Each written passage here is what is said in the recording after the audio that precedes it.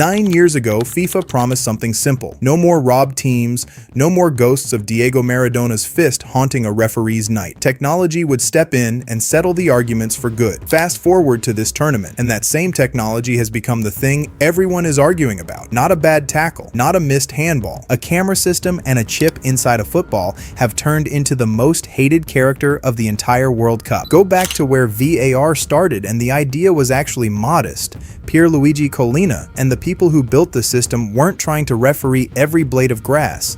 They wanted one thing: catch the disasters. The stuff a human eye genuinely cannot see in real time. Mark Clattenburg, one of the officials who helped shape the early rollout, summed up the whole philosophy in 4 words: minimum interference, maximum benefit. The test was never, was the referee perfectly right? It was the referee obviously, embarrassingly wrong? Anything short of that, the machine was supposed to stay quiet. That is not the tournament we're watching. FIFA didn't just keep VAR running this summer, they expanded it, bolting on new categories of decisions the video room could jump into. Compare the numbers and the shift is almost violent. Russia 2018 saw around 20 VAR interventions across the whole tournament. Qatar 4 years later, under 30. This World Cup blew past 100 before the quarterfinal round had even kicked off. Red cards more than tripled compared to either of the last 2 tournaments. What was supposed to be a scalpel turned into a chainsaw, and somewhere along the way, minimum interference quietly became maximum interference, with none of the benefit anyone actually asked for. Because here's the part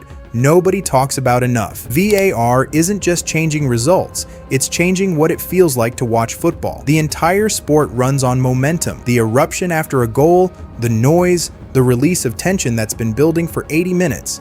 VAR kills that on contact. Croatia found out the hard way when a stoppage time equalizer was waved off 2.5 minutes after the celebration had already started.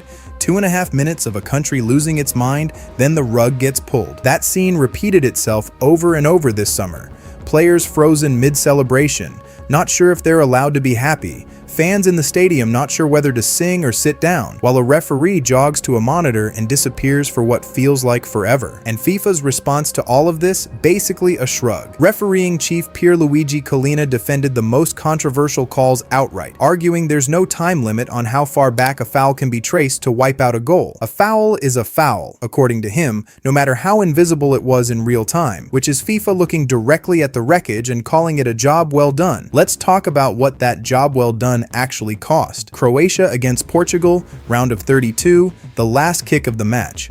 Croatia score an equalizer that should go down as one of the great late goals in World Cup history. 2 minutes later, it's gone. Not for a foul, not for a shove, but because the ball brushed a hair on a Croatian player's arm on its way through, and a sensor buried inside the ball picked up what no human eye ever could. Luka Modrić's international career, 24 years long, ended over a strand of hair. Modrić didn't hold back afterward, saying VAR gets used incorrectly or selectively, depending on how big the team is. His own federation, a federation that supports VAR in principle, wrote to FIFA and called it an abuse of the technology. Sit with that for a second. The people who wanted this system are the ones calling foul on how it's being used. And Croatia are far from the only ones with a grievance. Iran had 3 goals disallowed across the tournament, one of them for an offside so marginal it came down to a single toe. Senegal's run ended on a penalty awarded for barely any contact at all. Egypt were 2 goals up in a knockout match, had a legitimate goal wiped out for a foul that happened nearly 100 yards away from where the ball actually was, then watched a penalty shout at the other end go completely unreviewed minutes before Argentina scored the winner. Egypt's coach Hossam Hassan put it about as plainly as you can: what's happening isn't fair. Switzerland lost Breel Embolo to a red card in the quarterfinal after VAR reclassified a yellow card for an Argentine opponent into a red for the Swiss player. A call so tangled up that even the BBC's own rules expert wasn't sure it qualified as the kind of mistaken identity it was supposedly reviewed for. Swiss defender Manuel Akanji, visibly emotional afterward, said he'd never played in a game that felt so one-sided. Then there's the red card explosion. 13 shown before the quarterfinals even arrived, more than triple the count from the last 2 World Cups combined. At least 2 of those, including England defender Jarell Quansah's, were fouls. The referee didn't even flag live. They only became red cards after a screen slowed the incident down frame by frame. And that's really the trap hiding inside all of this.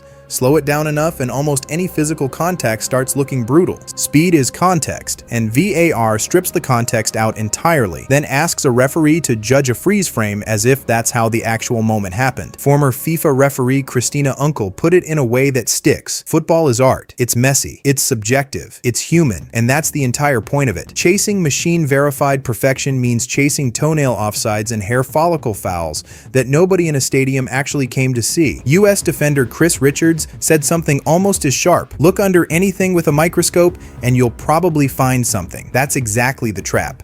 Zoom in far enough on any tackle, any corner, any split second, and you'll always find a technicality if you go looking for one. But the real danger for FIFA isn't fan frustration. It's what happens when a system this inconsistent starts feeding conspiracy theories. When VAR reaches back 100 yards in 30 seconds to chalk off one team's goal, but doesn't bother checking an angle for another team in a near-identical situation. People stop believing it's neutral. Line up everything that's gone. Argentina's way this tournament, the disallowed Egypt goal, the Embolo red card, Messi avoiding a card for a challenge that looked almost identical to the one that got Folarin Balogun sent off against Argentina. And you understand why does it always go their way turned into a real question and not just internet noise. Nobody's proving a conspiracy here. The point is that a system fans actually trusted would never have let that question take root in the first place. VAR was built to remove suspicion from the game. Instead, it's manufacturing it, match after match. Now here's the uncomfortable part, the part that makes this messier than a simple scrap VAR take.